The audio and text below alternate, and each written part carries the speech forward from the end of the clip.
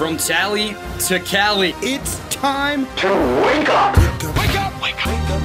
Warchant.com is your ultimate Seminole sports source. And this is Wake Up Warchant, presented by Corner Pocket Bar and Grill. One ball, corner pocket. Now here's Warchant.com's Aslan Hajavandi. And Corey Clark. Wake up! What is up, everybody? It's Wake Up Warchant, presented by Corner Pocket Bar and Grill. Coming up on today's show, thoughts on the upcoming Clemson game via questions from the Renegade Express, and all that kind of good stuff. It's going to be a good show, I promise. Wake Up Warchant, presented by the Corner Pocket Bar and Grill, Tallahassee, Florida. CPTallybar.com is the website. Daily lunch specials, weekdays, Monday through Friday, for only $8.99 on Thursdays. Cheesesteak sandwich, chicken or steak, side dish of your choice. It's going to be delicious. You're going to love it. Corner Pocket Bar and Grill, Tallahassee, Florida. Warchant.com, your ultimate Seminole sports source, still running that 50% off promotion for first-time subscribers. So if you haven't done so, be a first-time subscriber. Get an entire year of Warchant.com premium full access for 50% off. You can also check out all the forums on the On3 network. You can check out the Miami forums after a loss, the Florida forums after a loss. It's fun. It's good for the soul. Check it out. Thumbs up, subscribe on the YouTube channel as well, 5-star rating and review. Corey Clark, how are you? You're well, I assume? Since we last Of course met? I'm well. Okay. It's football season. Of course I'm well. Feeling good. And, yeah, I don't know if you asked that or not, but we did play trivia on Tuesday night, and we won. So Let's go. All right. That's how we roll. That's how we roll. Shout out to Stephanie, Heather, and Ashley. I was the only dude at the table, and the only thing I did really for the whole team was sports. They had a sports round. I nailed all that. I know all 5 teams that Dion played for in the NFL. So that was good. I think you could name those too. A lot of people listening to this could. But I knew all the sports questions that maybe my other teammates might not have known. But they carried us the rest of the way, and we won. Great win. Great win for Buy Steph a Drink. Great win. Any boos when Dion's name was called out at the CP? No, actually. Good. No, Good. you would have thought so, but no, there weren't any. Yeah, okay. We got a lot of questions. Don't know if we'll get to all of them, but we'll try to bundle them and such. Let's go to Honey Fried Pickens. Wake up. Good morning, my fellow Seminole people. How has the team demeanor been in practice this week? Just curious to know if you've noticed any changes due to coming off a close victory near loss last week. Thanks for providing quality entertainment. If we lose, I'm going to drink at least 3 vitamin energy moods at once and just hope for the best. Smart. Not Smart. a bad That's a good idea. That's a good way to handle it. Yeah. How'd practice look to you? I thought practice looked better. Still not ultimately where I'd like it to be, but I thought it looked better, I don't want to say significant, noticeably better than it did on Tuesday going into Wednesday. Just some more strain, some more positive sort of not physical, but like emotional response out of big plays from players cheering each other on. The way Mike Norvell flashes thumb up in the ways, oftentimes after plays, letting everybody know, all right, that was good. That's what I wanted to see. Wasn't a lot of that on Tuesday. So how do you think Wednesday looked, Corey? Yeah, I mean, I guess they look better. I thought that the offense definitely, the passing game seemed better. For sure. I thought Jordan was a little crisper, a little sharper. Johnny and Keon got open, did Johnny and Keon things, made plays, made touchdown catches and one-on-ones. That was the one thing I thought that I would take away is the receivers were just on Tuesday as far as in the one-on-ones. I'm talking about collectively. I think Johnny caught all his, but nobody else did great. On Wednesday, I thought the receivers came back and all played pretty well. Destin Hill had a couple really nice catches. Johnny and Keon caught touchdown catches and the one-on-ones in the red zone. Overall, Jaheim Bell I thought looked really good because he is good. But Jaheim Bell made some nice plays. Overall, I thought it was a good day, man. Thought it was a good day, and and I know we got questions, so I won't belabor the point. But I was, a lot of times I don't watch the line of scrimmage drills because I'm on the other end watching 7-on-7 and the skill guys. But I was over there because I was like, you know what, I want to change of pace. So I went over and watched the blocking drills with the offensive lineman against the defensive lineman. And Jeremiah Byers and Jared Verse have a really unique relationship. And I think it's good for the team. Because Byers, I came over there after it looked like I couldn't tell, so I'm not going to put whoever it might have been, who I think it might have been. I'm not going to say it because I couldn't tell for sure. But Byers and Roddick combined to pancake one of the Florida State defensive linemen. Oh, there's no shame in that. Those are two large individuals. No, I just can't remember who I could. It's not I couldn't remember. I couldn't see it. I was too far away, even though I had my glasses on. Come on, Clark.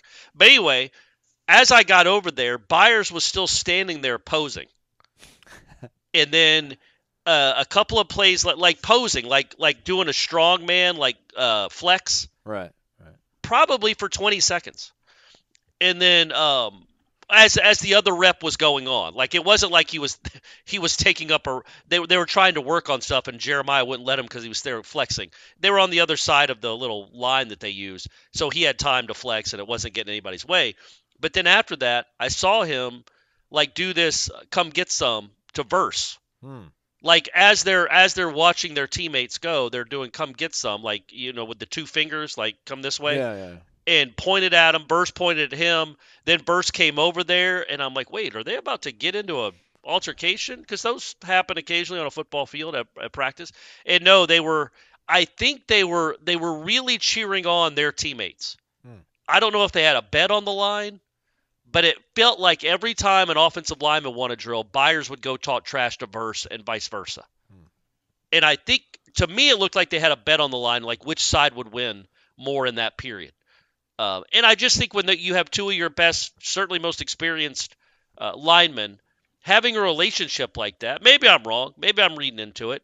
Maybe they just need to shut up and practice. I think that's good I just think that's good for the team. I think that's good for the competitive spirit. And today it looked like the offensive lineman did a better job than the defensive lineman did in the small window that I watched. And I don't think that's normally the case because that's a very good defensive line. But, hey, I like that Jeremiah Byers, he might be the alpha of that offensive line. Let's hope he holds his water a little bit better than he did this week, though. But I think he's an alpha. Okay. Let's just hope he holds his water a little bit better in Clemson than he has this week in Tallahassee. He had a false start in period 3, sent that to a whole thing on a derail Tuesday. He was kind of struggling with some of the cadence stuff, but sounds like he picked it up later in practice, which is a good thing, obviously. And the play, the 4th and goal play, they scored on Wednesday. So feeling good. And it was actually a well-designed, cohesive thought and execution of an idea. It wasn't just like, let me just throw it up. It looked really good. So I like that about Wednesday, It's too. a play that I was joking with Jeff when we were watching. I'm like, man, I'd run that 5 times a game. Until they prove to me they can stop it, I would just keep running it. It's not like, oh, we put that on film, now let's save it for, I don't know, Miami in 5 weeks. Yeah. It's like, no, save it for the next drive if they can't stop it. It's a really well-designed play. Our guy, Noel Boyo, too, it is Clemson week, so he was wondering, in our time covering Florida State, this will be a little bit more challenging for me, what is your favorite FSU-Clemson moment? Let's go send Dabo and his boys into their own lost decade. Go Noles. I've only been doing this for 5 years, covering the Noles with Warchant, so I'm going to, I guess, Jermaine's strip sack in 21. Didn't ultimately end up in a win, but that play, that moment, you're like, man, they're going to win in Death Valley. That was amazing. So that's my favorite play, my favorite moment covering this rivalry since I've been back here in Tallahassee. Mine would probably be, I would think it'd have to be something from the 2013 game. Maybe Smag. In 14, getting that win. His look on the replay. Well, you were where he's at like, the "Oh game. my God, we got the ball back." No, that was a really cool moment. There's too many to choose from 13. There were a lot of good ones there for a little while. EJ had a great game. Maybe, you know what? I'm going to say, just to be different, because yes, we could say O'Leary trucking the kid. We could say, Rashad going 70 yards on a little simple slip screen. Lamarcus's sack fumble. Yeah, the strip sack, the fumble, Mario Edwards touchdown, all that. I'm going to say 2012, Chris Thompson had a touchdown run right when they were coming back because they just started horribly. They just looked like they were scared of the moment, the 2012 team. And I think they were down 2 touchdowns for a lot of that game. And then in the third quarter, they score a touchdown to cut it to 1. The crowd is frenzied. They get a stop finally on Taj Boyd in that group and Sammy Watkins and DeAndre Hopkins. And then they're coming down the field. Chris Thompson has like an incredible 30-yard run, 20-something yard run for a touchdown where he bounces off 3 guys. By the way, Chris Thompson was great. Anyway, it kind of forgotten a little bit. They get called for holding, I think, or illegal formation, something that brings it back, the play. And on the very next play, EJ hits Rodney Smith for a touchdown in the corner. And just the way the place blew up, like as loud as that place was on that throw, I'll say that for me covering it. For me, just going to Clemson, Florida State games, well, it's the punt Rooski. Right on. I was at that one. Nice back-to-back combo here. Not sure they planned it this way, but shout out to Old Dad and S. Quinn. Old Dad is now a MyBookie subscriber. There we go. Says, you guys make your sponsors proud with your presentations. Old Dad wonders, nationally, most people don't probably realize how poorly Florida State has done against Clemson the last few years. So he thinks that even with the win, Florida State won't get much credit nationally due to Clemson losing to Duke. What would the ramifications of a loss be on Saturday? Old Dad wonders. Meanwhile, S. Quinn wonders, after we beat them down this week, will this team have the swagger of the 90s teams? Will they then walk into stadiums fully confident that they're about to deliver a beatdown every week? So let's go into each of these scenarios, I guess. If they were to lose, ramifications, everything's still available to you. Everything's still on the table. But, man, that would just – I don't know how confident I would feel that you could still go out and accomplish all that. I think they would drop significantly probably in the polls, but I think they'll win. So I don't think they'll have the swagger. I think they'll get refocused. They'll remember. They'll be reminded of just how talented they are and what they can do when they play cohesive and together for 4 quarters. So I think a win won't make them have some kind of crazy swagger. I just think it'll reassert who they know they were after that LSU game. Yeah, I mean, he's talking about just not even just going into opponents' buildings, but just in games themselves. I think if you go in there and beat Clemson by 4 touchdowns, yeah, you're probably not going to be all that rattled when you go to Wake. You should be, because you don't win there ever. But I think that would be a nice little feather in the cap to give you confidence that you can do it. They have confidence they can beat really good teams already. They have confidence they can blow teams out. Right now, I think the one thing they don't know about themselves is how they handle adversity on the road. So if they go in there on Saturday, handle it well, play well, win comfortably, then yeah, I think that gives you a little an uptick of confidence and swagger the next time you're in an environment like that to know, well, man, we won at Clemson. This is nothing.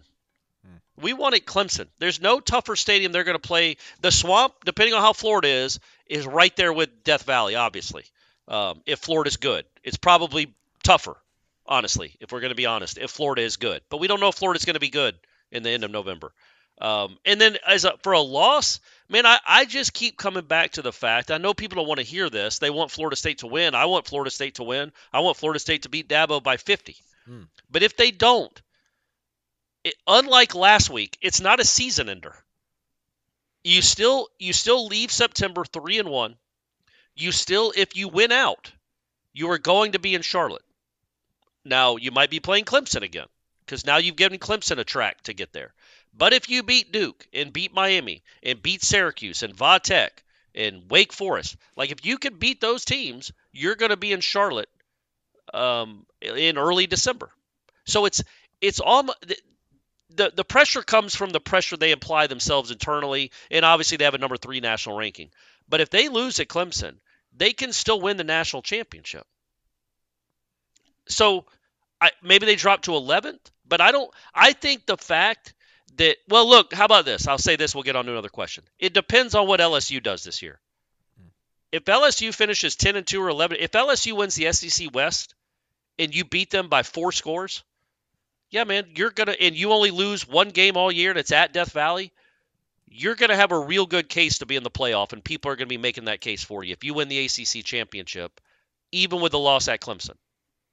Because, that's still on the table, right? I think it'll be a week 1 thing. It won't have nearly as much weight because it's they got them on week 1. They're completely different teams. They can't do that again. They did that last year. They can't now say, well, it was only week 1. Last year there was it was only Brian Kelly's first game. That doesn't count. They're a lot better. It's like, well, you played it. And it does matter. Let me put it this way. If LSU and Florida State are both 11-1, there's no way LSU's ranked ahead of Florida State. And Florida State's only loss is at Clemson. Now, if Florida State had lost at Boston College, I don't know. So I just think that you have it's Miami, Florida State 2000. Like they lost the head-to-head, but they were ranked ahead of them because Miami ended up losing later in the year. I just think but that's one what was it would on be. a missed kick, and no, Miami lost before that game. Miami lost their second game of the season at Washington. Oh yeah, to Washington. Yeah, well that's the thing then. But they lost on a missed kick. Florida State didn't lose by. If Florida State had lost that game by 4 touchdowns, there's no chance they're playing Oklahoma. I'm just saying, Corey, if LSU goes and wins 12 games in a row, they're going to be ranked ahead of Florida State, who loses to a Clemson team that's probably not going to be ranked above 15 at any point this year. I mean, if Clemson beats Florida State, they're going to be in. You know, if Clemson goes 10-2 or 11-1 with one of the wins over Florida State, and their first loss was the first game of the year at Duke, then yeah, man, they'll be. There's no way. I don't know how you could say that. What's going to be LSU's big win? A&M, Alabama. Is Alabama a big feather in the cap this year? I mean, I know it's still Alabama, but then Clemson's still Clemson. I just think that you have a chance to have a special season. Still, you have a chance to accomplish all your goals if you lose this week. You really do. Don't lose this week. They're not going in with that mindset, I can promise you. Because what you do if you win this week is you take Clemson almost completely out of the ACC title race. Yep. They're done. And I think you would want that. But if you lose to Clemson, you put them back in the ACC championship race. You have no margin for error anymore. But you can certainly go win the rest of your games and go play Clemson again. And if you're 12-1, ACC champions, your only loss is at Clemson, which you then got revenge for in December when you beat them in Charlotte. I think you're in the playoff, unless there's a bunch of undefeated teams, which we don't think there will be. Right. And you might be playing Colorado. Yeah, we'll see how the Pac-12 looks after this crazy weekend. Yeah, that's right. It's a big week for the Pac-12. The Walking Knoll 01 was wondering confidence going into Saturday after watching practice, but more importantly, do you see a breakout performance from Trey, or do you see Jordan getting better, taking what he can get in the mid-range passing game? Thanks for all you do. Really, you guys are the best. Yeah, I think, when it goes to Jordan, I think a lot of it really is the Southern Miss game, right? What was he, 15 of 29 or something? And almost all of his incompletions were deep shots that weren't caught. He didn't do that against Boston College. No. He threw a couple jump balls to Keon. He threw a back shoulder to Johnny. I felt like everything else was a kind of a take what they're giving you, good decision type of throw. Southern Miss wasn't, but I think that was their game plan. Is we're gonna test them deep. We're gonna beat them deep. We're gonna get those safeties to back up, and then they ran for 300 yards in that game. So that was kind of the game plan. It's just the receivers didn't play well. But I think Jordan will do a fine job of taking what the defense gives him. I also would like to see him run more, which could be on the table this week. I don't know. And as far as Trey Benson, yeah, there was a run he had in practice on Wednesday where I was like, that's what I'm talking about. That's what I'm looking for. He just stuck his left foot in the ground and went. And now, obviously, he's not being tackled. They're not hitting him. But so many times he kind of just the stutter steps in the backfield, not that one. He saw the hole and he hit it as hard as he could hit a hole. And I thought that was really good to see. But I have a lot of, I mean, I might be wrong, but I have a lot of confidence that Jordan and the offense are going to play well. I just do. I think they're coached well. He's good. He's got a lot of weapons, and I really think they're like chomping at the bit to get that bad taste out of their mouth and go remind the country how good they are.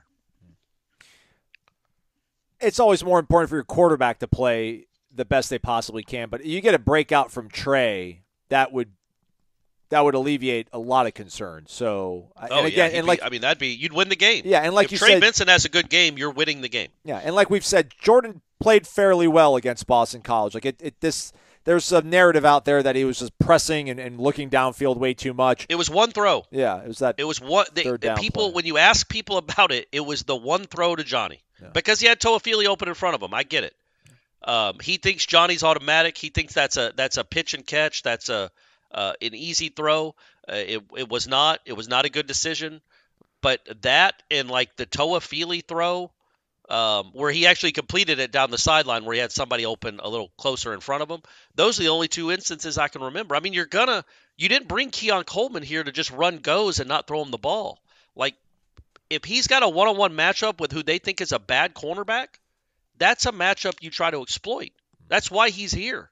He needs to start catching the ball. He needs to start winning those battles like he did against LSU. Clemson's quarterbacks are going to be physical. I'm genuinely excited / fascinated to see how Keon Coleman responds in this game because I think he'll have a good game. Don't know it. He's been good in practice because he always is. It'll be really fun to watch him play on Saturday, I think. Nole for life, class of 2007. Wake up, Corey and Aslan. So, about those 2013 vibes, LOL. This week will be a tough one at Clemson. If you could give 5 players a shot of vitamin energy before the game, which players would you give it to and which shot would you give them? Oh. Can I amend it? I want to give Mike a shot of Immune Plus. I think Coach could use a little immune boost.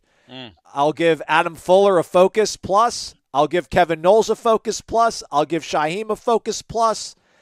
And who else? Let me give somebody I'll give Shaheem a Mood Plus. He was pissed off for getting hosed on that touchdown. He's right. He was, so cheer him up. Not that you need cheering up Shaheem, but, It's crazy. I watched it again, and I got mad again. We have that clip on our YouTube channel of him Ira asking him about that play and him talking about it, and then we show the replay, right? Yeah. And it's like, man, number one, you forget that not only did he spin off a dude, he completely trucked somebody else, or they bounced off his legs. Yeah. And then he's got 3 people tackling him. He dives into the end zone, keeps his legs off the ground until the ball is over the goal line. And, Blindy McGee over there puts him down at the 1 so Lundy can hawk his touchdown and get to break the rock. Shaheem, you should have been breaking the rock, man. But only because it's an all-time great play. I mean, it's an all-time great play. And they said he didn't score, which he did. So that was a bummer. Those are all fine answers. I would say I'd give Trey. I don't know what I'm going to get him. I'll give him some sort of boost. I want Trey to have a boost. Johnny Focus Plus. There's a good one. Yeah. Okay. Keon Mood. Okay. Yeah. And then we'll go with Fisk and Farmer. I know Fabian will bring it. Fisk and Farmer, because they are going to be paramount to winning this game. What you can do on the defensive line against this running game. Yeah. If you can just corral it, if you can slow it down, if you can not have Shipley running wild, but have a bunch of third and eights, I like your chances. So stop the run. And I think those guys are the ones that will help him do it. And I trust that Fabian will be good. Yeah. He's fine. He looked good in those pass rush drills that you talked about when the defensive linemen go up against the offensive linemen one-on-one, so felt good about that as well. We gave out more than 5 shots. It's okay. We went to vitaminenergy.com. We used the promo code WARCHAMP BOGO, so we were able to buy one and get one free to give to everybody on the roster if we possibly could, if that wasn't a violation. Maybe it is, maybe it isn't. We won't find out, though. But you, go to vitaminenergy.com, use the promo code WARCHAMP BOGO to buy one item and get an item of equal or lesser value for absolutely free. Shake it and take it. It's natural energy, 260 milligrams of caffeine, gets you going for over 7 hours, and benefits in terms of vitamins. VitaminEnergy.com. Shake it and take it. All right, let's go to our guy, Root Canole. Very, very clever. Maybe he's a dentist as well. Maybe that's Z-Chan's burner. Root Canole.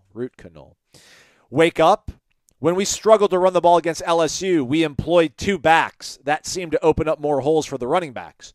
Unless I missed it, I have not seen that since. Do you see that reemerging? I would love to see Thunder Lightning combo of Benson and Hill. Did they go to 2 backs? I think maybe they did. I mean, they have so many formations; it's hard to keep track of. They don't do that a lot, though. Yeah. Because if you put 2 backs on the field, you're taking away a tight end probably. They run a lot of 2 wide receiver sets. Much more so than I thought they would run when the season. Like Morlock and Jaheim Bell are on the field quite a bit together, which I didn't foresee that happening. But Yeah, I mean, look, if we had seen anything in practice that, you know, made it look like that was going to happen, we wouldn't say it anyway. But that's not something that's been a part of their game plan through 3 games that much, right? I don't remember a lot of Benson and Hill or Benson and Toafili on the field together at the same time, in the backfield together. I was about to say maybe they split out, like they'll line up in the backfield together, but then they'll split Lawrence out wide or something like that possibly. But it just run hard, man. Like the holes are there. Trust it. Take full advantage of it. So hopefully they figure that out. Multiple choice time. Whack 169. Wake up, guys. I appreciate all the work you do. I paid full freight for my membership the other day, so read my post. LOL.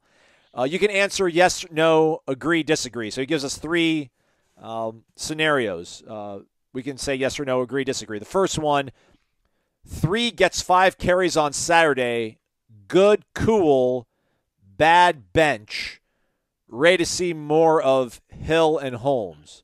So I guess if Benson runs 5 carries, if he is good, you give cool, him a chance to show you, to prove to you that he's going to run a little different than he's been running. I agree with that. I'm fine with that. Yeah, but what we have to know, or what the coaches have to take into account is something like that. There are times where there's nowhere to run.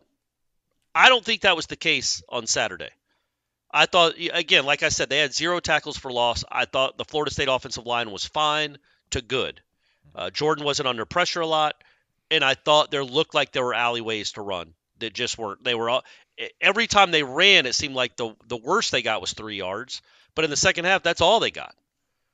So, yes, I would say that. Benson, his last 6 carries, had 8 yards. So if his first 5 carries, if it looks like it's blocked up okay, and he doesn't hit the hole hard, or he bounces it outside, yeah. If you're gonna be like, well, we can't keep doing this. Yeah. Let's go throw Rodney Hill into the fire. He'll run like his hair's on fire, which is a good thing against a team like this. So yeah, I would say you test him out, make sure he's. But another thing about Benson, man, that we've seen since he's been here, he does get better as the game goes along, typically. So 5 carries can get a running back kind of into the game, and then maybe the 7th or 8th carry is when he hits the 30-yarder, and he starts to get into a rhythm. You don't want to sit there and wait for a kid to get into a rhythm, but when you got a guy that you believe in, like they believe in Trey, that sometimes you have to do it. Yeah. Or like I said a couple shows ago, just throw it 60 times. 5 wide, run and shoot, hurry up, Colorado offense, try to get 90 plays, snap it every 12 seconds, and use all those weapons on the outside. Introduce Destin Hill to the college football world, please. Can we go ahead and do that? So yeah, that's what I would do if I was Coach Clark. But they like to establish the run over there. It's worked for him. I would not be as patient. I understand Corey's, context there with when it comes to Trey. But yeah, we'll know early, and then we gotta pivot from there. Second part of his question: true, false, yes or no, agree, disagree. Jordan's been hunting big plays, like basketball players hunting shots instead of playing the game. Tell him he's not winning the Heisman. He won't have the yards. Because the offense is balanced, not like Washington. Tired of seeing running lanes for the quarterback and slot receivers wide open in front of him. Yeah, I get the. There's running lanes. Yeah, I get it. Like there were plays. There might have even been a play in the LSU game where he could have run for 6 yards. Instead, he threw it down the sideline to Destin Hill. That wasn't a completion. He's done it. The throw to Keon. I brought this up on headlines, I think. The second touchdown to Keon, the one in the corner of the end zone in the second quarter. Destin Hill's wide open in the slot on the other sideline. Not on the other sideline, in the middle of the field. But I just think it's not like Jordan saying, oh, this is going to win me the Heisman. It's Keon Coleman in a touchdown scenario matched up with a guy that can't cover him. It's a safety. I think that kid was a safety. It's a safety matched up with Keon. I mean, that's a shot you want to take a lot, but yes, I get it. On the other side is Destin Hill, and yeah, he doesn't run like he used to. But I know we're judging the last 4 drives, which we should. They counted. They were a third of the game or half the game. But until that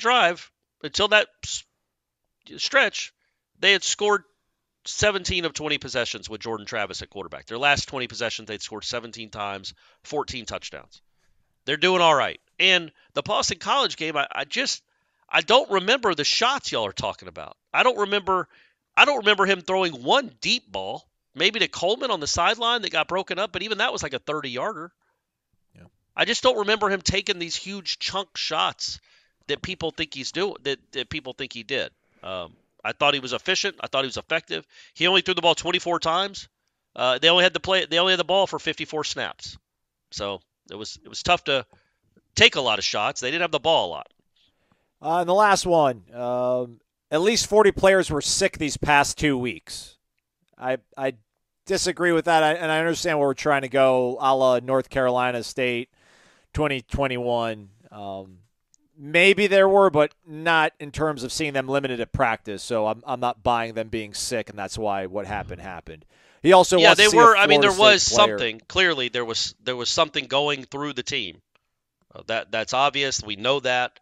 But Aslan's right. It wasn't like we were sitting there on Tuesday watching a football practice with a bunch of walk-ons wondering where everyone was. But we couldn't come on here and report it. Like, they practiced all like last week, like they always do. He wants maybe it hit Thursday and Friday. I don't know. He wants to see somebody on FSU's defense hit a Clemson player so hard that he knocks his rear end out. Okay. He has not seen a brutal hit from the defense all season long. The hit on Jaden Daniels. Jaden Daniels. He said it doesn't count. Oh. He was just getting thrown down. I want to see somebody get hit. Bethune had one in that game on the BC quarterback. All right. Crushed him. There you go. On a run up the middle. Bethune sent him backwards. It was such a good hit. I'm like, man, I hope they don't look at that for targeting. Yeah. He sent him straight backwards. But I will say this, to the overall point, I don't disagree with it. They especially the other game. And they gave up whatever it was, 54 yards on 27 attempts to the running backs. So they tackled fine. But it was a lot of like falling forward for a yard, not pushed backwards. Not Jalen Ramseying someone. Yeah. Not 2013 Jalen, but 2015 Jalen. And so I would – they have to bring it – and they know they do, but they have to be physical in this game because that kid, he runs like he's mad at the world.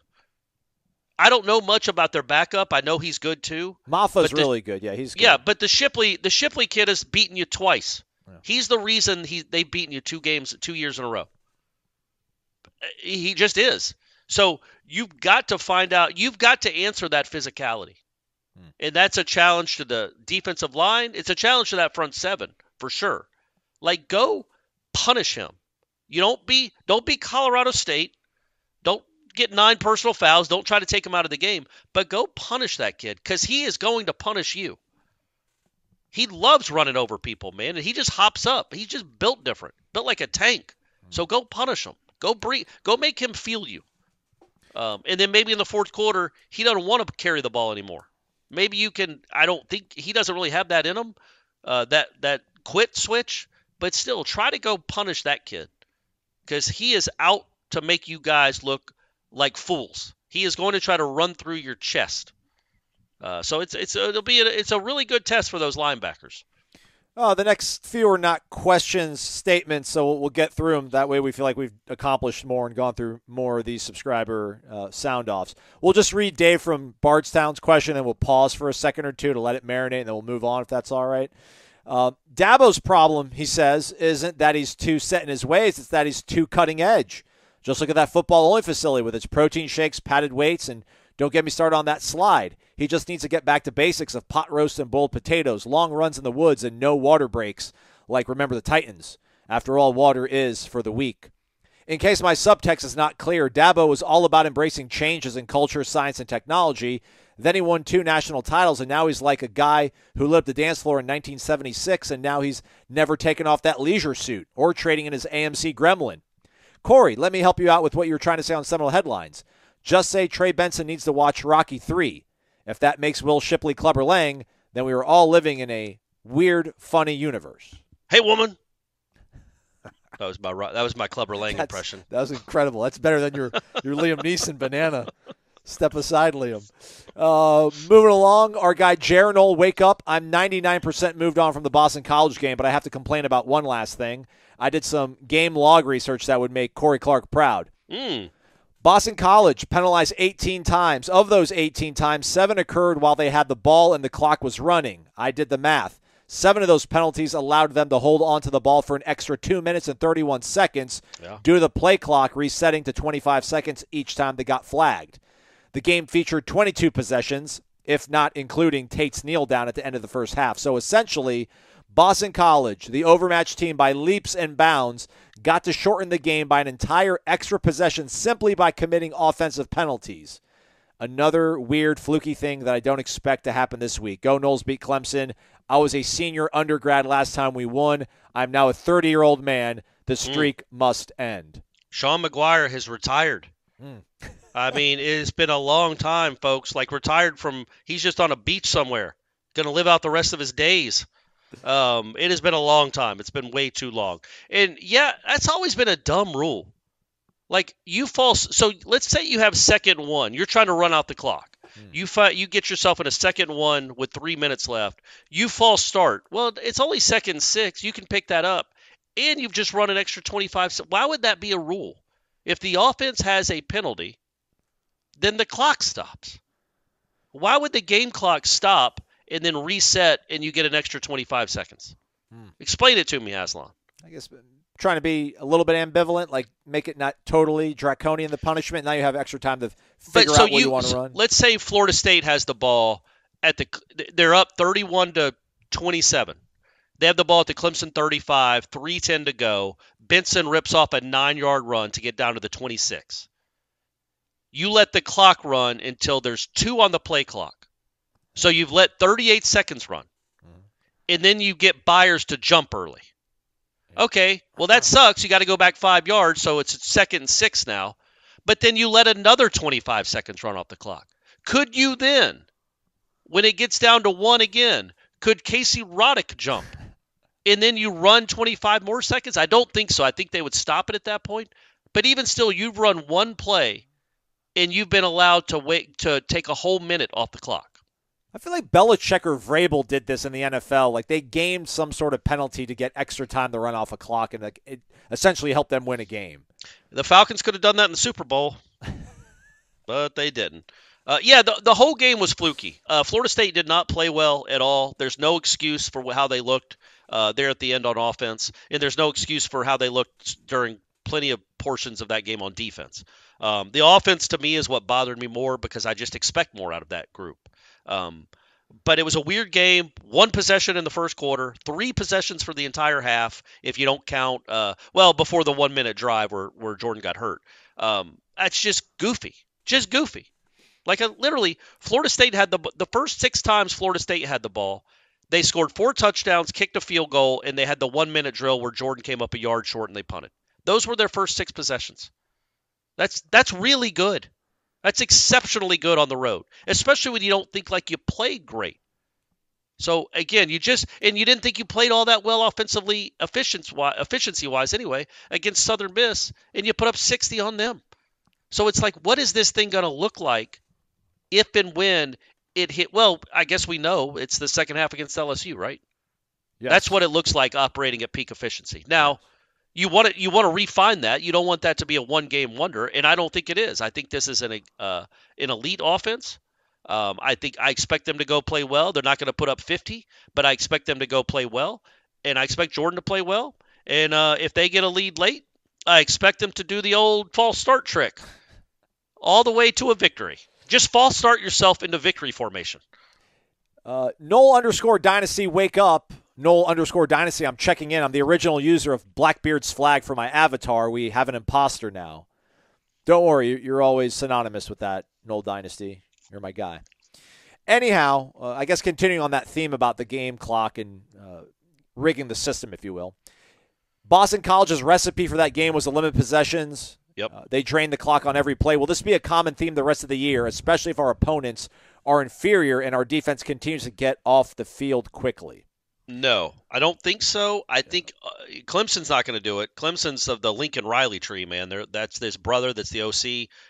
They're not, and they're too proud to do that anyway. Because that's a message you're saying to your team is, we want to shorten this game because we can't beat them otherwise, or our defense can't stop them. They don't do that. They don't do things like that at Clemson. Maybe Virginia Tech would try it. When you look at the rest of the schedule, though, Aslan, like Wake Forest is up tempo, sort of. I mean, they do a goofy offense, but they like to snap it quick occasionally. They like to go fast.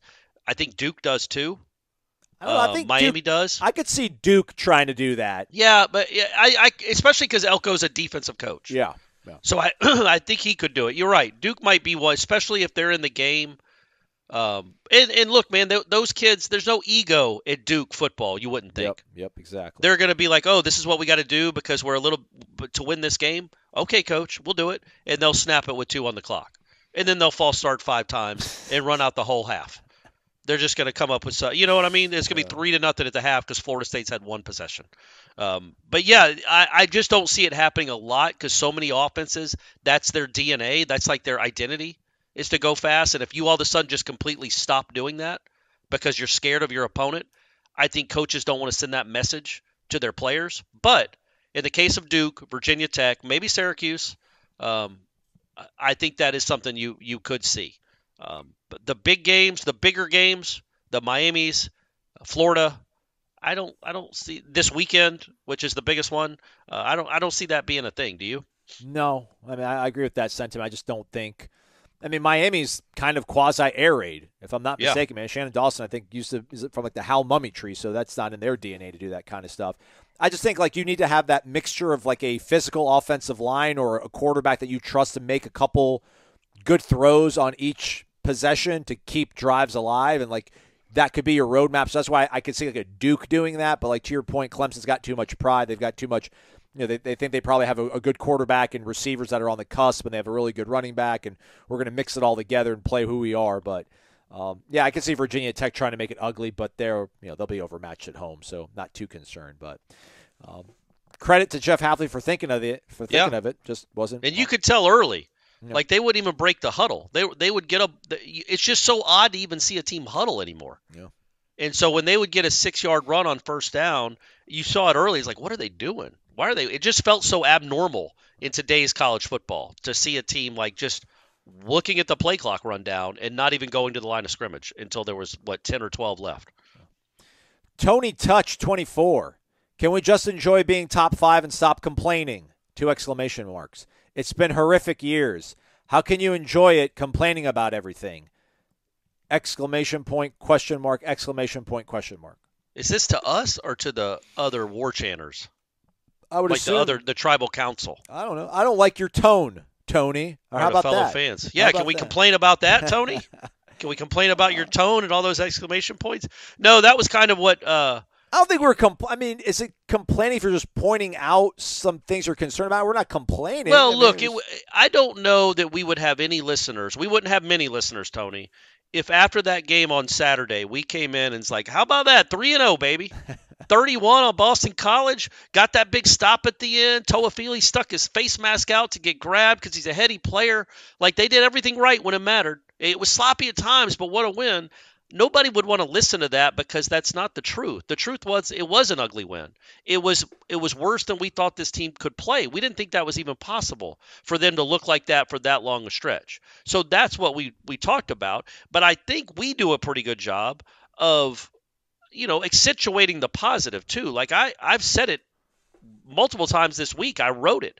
Like, they're the number 3 team in the country, man. Like, this is awesome. This is awesome. And I do not take for granted the fact that I'm covering a top 5 football team right now. And I never will again. I made that deal with myself. I'm not taking it for granted. If they win ugly the rest of the year and keep winning, sweet. It gives us plenty to talk about and what they have to improve upon. But we matter. We matter as in, like, we're covering a team that matters. And right now we're covering a team that matters. And I'm grateful for it. But it'd also be cool to cover a team that won a championship. And they can't do that if they play like that again. Like, literally, I said this, Virginia Tech and North Alabama North Alabama is on the schedule, right? Correct, yeah. Okay, good. I keep just throwing that name out there. They're the only 2 teams that Florida State could play like that against and probably still win. Yeah. All these other teams, they can get beat, and maybe severely. if they have a stretch like that for a quarter and a half. So, we talk about it, but it's awesome. It's awesome that we get to cover a team like this, and we get to talk about a team like this. Island Chief, wake up, guys. The Boston College game was like a ride on the tee to the game. Start slow, finish slow, stops in between, plenty. Not fun, but it works. Yeah. Amen. If you had to rank each segment of the team, offense, defense, and special teams, which segment has the best performance against Clemson? Please explain so I can cover last week's game over at my bookie. First off, sorry, Island Chief, things didn't go your way. I gave you a lot of hope and optimism, but thanks for using mybookie.ag and the promo code WARCHANT when you signed up for your instant cash deposit bonus. Yeah. It's 1.5 points. I just don't think Florida State will eke by with just one. So I like that, but let's answer his question. Let's rank these segments. I guess it'll be the MyBookie read here. Which segment will have the best performance? I'm going to go in that order, I think. I think offense, defense, and special teams. 1, 2, 3. What do you think, Corey? Sure. Sounds good. It's hard to predict. I thought it was going to be who's had the best performance this year. But, yeah, special teams was doing really well until the final 20 minutes of that game. Like, special teams have been on point. No long returns, really. Mastromanno had been good. I think Mastromanno's been really good. He hadn't been used much. But I hated the punt into the end zone. He's really good about not doing that typically. And he did a good job his last punt, right? Didn't it go out at like the 6 or something? I think so. And then, of course, they threw a 28-yarder on 3rd and 20. Mastromanno had 4 punts, averaged 44.5 yards with a long of 52, and he had 1 inside the 20. And I think the 52 one, unfortunately, was the one that went in the end zone. Yeah. I think they've had a couple of decent returns. They haven't fumbled a punt, but man, Keon almost kicked one to them. That was gross. But they've been good. They've been solid. The cover teams are always seemingly good. Knock on wood, except against Will Shipley, actually. I would say in this game, I'm going to go offense, man. I think the offense, it is going to come out mad. It is going to come out hungry to prove to Clemson and to all those people in the stands and to the world watching that as they get ready to watch Colorado later in the day, that they're one of the best offenses in the country, and their quarterback is one of the best players in the country, and they might, when they're playing well, have the best 1-2 receiver combo in the country. There we go. But got to play well at the same time. LSU is like, holy moly, those guys are ridiculous. That's not fair. Yeah. And then Southern Miss was like, well, what's the big deal? Yeah. Other than him leaping over Joey over here, they didn't do anything all that special. Boston College was like, man, number 4 kind of sucks. So it'd be cool if you got back to the LSU the LSU game where both guys are going off and making big plays. MyBookie.ag, use that promo code WARCHANT for your instant cash deposit bonus. I always forget we're in the middle of a read. You do that so well, though, Aslan. That's your fault. You make these reads seem so genuine. They're not even reads. They're organic. That I feel like we're just in the middle of a show when we're doing an ad read. All right, hard out. We got to be places here. Going to try to combine these two, and this will be our last one. Our guy Mark in Naples, wake up, had a great time in Boston. Glad we got the dub. However, I could not believe what I saw from the defense early, and then later in the second half when we literally tried to give the game away despite 18 penalties from the opposition. What do you think is being done this week to address those massive breakdowns in coverage? Can it be done in just 1 week of practice? Code Reds? Yeah, right. Yeah. I mean, I don't know. Again, we talked about Norvell on Monday talking about how some players, we don't know who, stood up and took accountability in the middle of the film study on Sunday about, just an accountability that this will not happen again. These breakdowns will not happen again. On the 3rd and 17 when it was 31-10, that was one player. Think it was Noles, but I don't know for sure that that did the wrong thing. All 10 guys did what they were supposed to do. One guy did it wrong. The ball found him. And so I just think, man, you just keep repping it, which they do a lot, and hope that in the moment, and that's what Norvell said. We can rep it 190 times. I think he even said that. He did. He used that exact number. Yeah. But in the moment, you've got to know to do it. How do you not know that? You've got to be urgent in your thinking. And you've got to be clear in your thinking. And you've got, because that's a weird atmosphere in Boston. It's going to be a lot tougher in Clemson. Like, you've got to be able to think in the moment quickly. This is my job. This is my responsibility. This is what I got to do. Because they will go fast on you at times. And you just hope the communication is better. And again, just don't give up free plays. They're going to make some plays. The kid's an athlete. He's got a great arm. He's going to make some mistakes that you need to take advantage of. You need to pick off passes if you get a chance. Force some fumbles. Hit him when he runs. But he's going to make some plays. They do have some guys.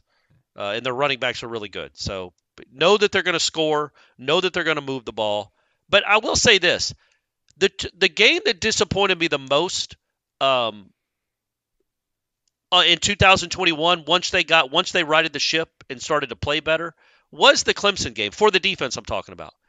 Even though they got 3 interceptions, those felt more like DJ Ungugale just was horrible. Not that you forced them. And then also, I think Clemson had like 280 yards of offense in the first half or some ridiculous number. They didn't score a ton of points because they fiddle-farted around near the end zone. But I didn't think the defense played well to start out that game against Clemson. And I thought the defense was pretty horrendous in the first half last year against Clemson. Mm-hmm. Clean that up. Yeah. Like, get some stops. Jordan Travis talked on Wednesday. I asked him about the crowd noise and everything, and he said, it's all about communication, but that's the only thing he's worried. That everything else is just a dumb distraction. It doesn't matter. It's just for communication. You have to talk about the crowd noise. And he goes, but yeah, we could go up there, get up on them early, and score a bunch of points, and the crowd won't be a factor. And he's right. Same thing with the defense. If the offense is doing its thing, get some stops. Put some real pressure on that quarterback to think he's got to go make some superhuman throws. And then that's how a game turns into a rout. Yeah.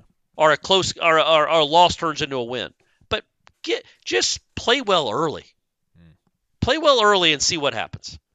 And then last one, maybe from the same vein of the question from our guy Mark. Old City Knoll 15, long-time listener, first-time reply guy, love the show.